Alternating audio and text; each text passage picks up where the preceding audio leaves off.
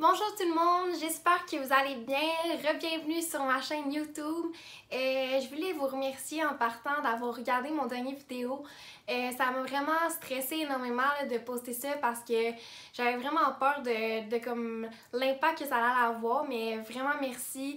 Le monde me soutient vraiment, puis pour vrai ça me motive énormément en ce moment, vous avez même pas aidé. Donc juste en commençant, je voulais vous remercier beaucoup d'avoir regardé mon dernier vidéo, ça fait un grand plaisir. Aujourd'hui, j'ai décidé de faire une vidéo un peu différente de ce que je veux faire à l'avenir, puis ce que j'ai fait précédemment. Je vais parler du cancer du sein, puisque dans le fond, on est le mois d'octobre, on est le mois de la sensibilisation du cancer du sein. Puis comme certains le sachent, comme j'ai mis sur mon Instagram, ma mère est atteinte du cancer du sein depuis juillet dernier. Puis, veux pas, ça me touche. J'ai eu plusieurs informations sur le sujet depuis les derniers mois. Donc, je me trouvais plus apte, mettons, à en parler à vous. Puis, je trouvais que c'était une bonne occasion. Donc, je voulais un peu vous expliquer un peu le processus, comment qu'on l'a appris, mettons, ma réaction, les traitements qui viennent avec ça. Puis, un peu vous donner un peu d'informations sur le cancer du sein, puis un peu quelques statistiques là, qui viennent avec ça. Donc, comment moi je l'ai appris, c'est que depuis, mettons, quelques semaines, ma mère sentait vraiment une masse dans son sein droit. Puis, dans le fond, elle a eu un peu de réticence à aller voir le médecin parce qu'elle voyait sur Internet que c'était peut-être plus lié à la préménopause, que peut-être qu'un débalancement hormonal aurait peut-être formé un kyste dans son sein. Fait qu'au début, elle était pas trop alerte à, mettons, aller voir un médecin. Sauf qu'il y a comme des douleurs qui sont venues avec ça. Puis là, j'ai vraiment dit, va voir quelqu'un parce que d'un coup, c'est quelque chose de grave. Puis d'un coup, que tu peux faire traiter justement pour l'enlever, ce serait vraiment bien. Donc, elle a pris un rendez-vous avec son médecin quelques jours après. Puis, dans le fond, des tests en sont suivis, une mammographie, bien sûr. Puis, elle a été diagnostiquée d'un cancer peut-être une semaine après. Puis je vais vous le dire, c'est vraiment là, pour ma mère en tout cas, ça a vraiment été du jour au lendemain. Une journée était correcte, puis là on pensait plus vraiment que c'était ça. Puis l'autre journée, ça a été vraiment le diagnostic clair, des milliers de rendez-vous. Pour vrai, la semaine qui a suivi, c'était comme des rendez-vous back-à-back. Puis c'était vraiment un horaire chargé. La manière que j'ai réagi était vraiment spéciale parce que comme quand elle a été voir son médecin, dans ma tête, moi, c'était sûr que c'était pas ça parce qu'on dirait que des cancers, peu importe c'est lequel, là, je parle du cancer du sein parce que justement, en ce moment, c'est quelque chose qui m'est familier, mettons. Mais un cancer, tu penses que ça arrive vraiment aux autres, puis tu te doutes tellement pas que ça va tomber sur ta famille ou sur un de tes proches. Puis quand ça arrive, t'es comme, ben voyons donc. Tu réalises pas, puis c'est vraiment triste parce que on dirait que dans ta tête, c'est vraiment là, non, non, non, ça se fait pas, ça n'existe pas. Mais quand tu réalises, ça m'a pris du temps, ça m'a pris plusieurs jours là, avant de faire comme, ok, ma mère est malade, c'est un cancer, mais ça se soigne. Puis c'est ça, quand ma mère elle a eu ses plusieurs rendez-vous, dans le fond, c'était les chimios vraiment, vraiment tôt, là, elle a vraiment été prise en charge par des bons médecins vraiment rapidement. Puis dans le fond, sa chimio, elle a commencé peut-être une semaine après, là, ça a vraiment été vraiment rapide. Les personnes qui la prennent en charge, les infirmières, les médecins, tout le monde est tellement sympathique, tout le monde est tellement humain, puis ça l'aide, on dirait tellement toutes les choses parce que tout le monde est vraiment disponible, puis t'écoute vraiment, donne des conseils. Tout le monde est vraiment là pour que tu te sentes bien malgré le contexte. Ensuite, ma mère elle a commencé ses traitements de chimio. Puis je pense qu'une des étapes qui faisait le plus peur à ma mère, c'était vraiment la perte de cheveux. Dans le fond, on avait peut-être parlé, mettons, de se faire enlever un sein ou les deux. Mais entre se faire enlever un sein et perdre ses cheveux, pour vrai, ma mère, c'était vraiment la perte de cheveux qui la faisait le plus peur. Donc ça aussi, ça a été une étape un peu plus difficile, surtout mentalement, sur comment que, elle se voyait tous les jours, puis sa perception d'elle-même. Dans le fond, son estime de soi, là, jouait vraiment beaucoup là-dessus. Mais je vais y revenir plus tard, là.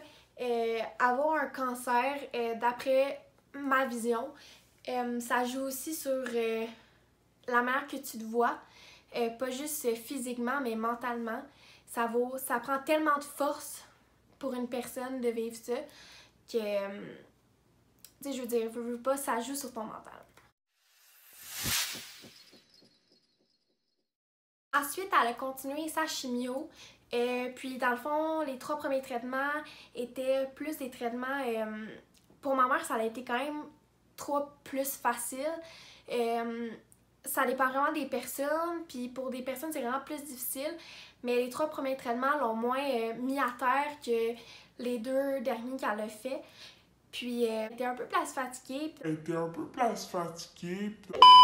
Dans la dernière fois, elle a eu peut-être un peu plus de nausées. Mais pour vrai, vu que ma mère elle a quand même un fort système, elle s'en est quand même bien sortie. Donc après, elle a commencé 2 autres chimios qu'elle va avoir à faire une dernière dans 3 semaines parce qu'elle vient juste de faire sa dernière hier. Ça lui fait vraiment plus mal dans les os, puis elle a vraiment une baisse d'énergie, elle est un peu plus fatiguée. Puis pour moi, des fois, c'est un peu plus difficile à gérer parce que je veux pas, je vis avec elle, puis des fois, je sais pas trop quoi faire parce que je la vois qui souffre, tu sais, puis qui a mal, puis moi, je suis comme derrière, puis on dirait qu'à part dire que ça va bien aller, puis demander si elle veut des salfils, je sais tellement pas quoi faire, puis pour vrai, pour la personne qui vit ça, puis pour la personne qui est qui est proche justement, des fois tu te sens tellement impuissant parce que tu peux tellement rien faire à part juste être là puis d'essayer d'être le plus positif possible. Puis ça, c'est un point que je voulais parler justement, le positivisme de l'entourage puis les personnes qui entourent la personne qui est justement malade. C'est vraiment important là, tu sais, parce que tu sais, la personne qui est malade justement, elle a besoin de toute l'énergie positive qu'elle peut sortir. Le fait que ma mère, elle se sent bien puis que il y a des jours qui est vraiment en forme justement parce que les gens autour d'elle, on essaie d'être le plus positif possible, puis on essaie de penser vraiment à la guérison, puis on essaie de justement trouver le côté bon des choses, même si parfois il n'y en a pas beaucoup.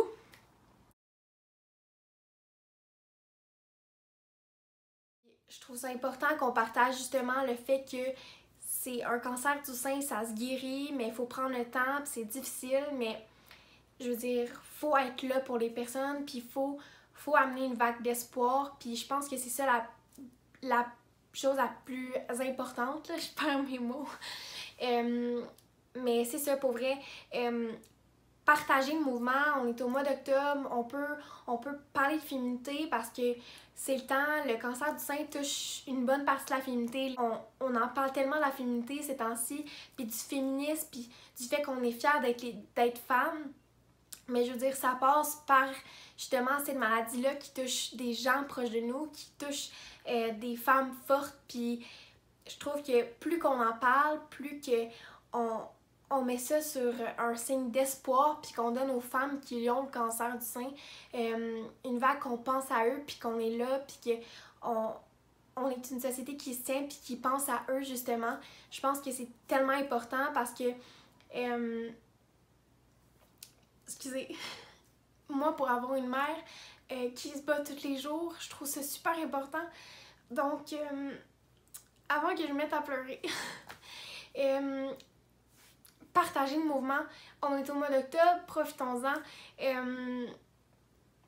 Puis, n'hésitons pas à donner de l'espoir aux gens qui en ont plus. Puis ça, c'est dans tous les cancers parce que c'est vraiment une maladie très difficile. Pour tout le monde. Donc, je crois que si on se tient encore plus, si on donne plus d'amour entre nous, je crois que ça peut être bien.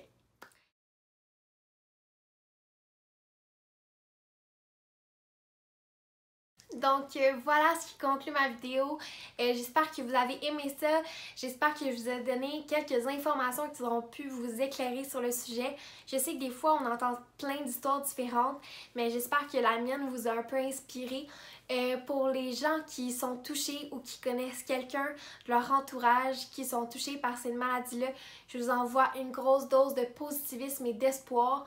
Faut jamais lâcher prise, puis c'est ce que j'ai compris dans l'histoire de ma mère.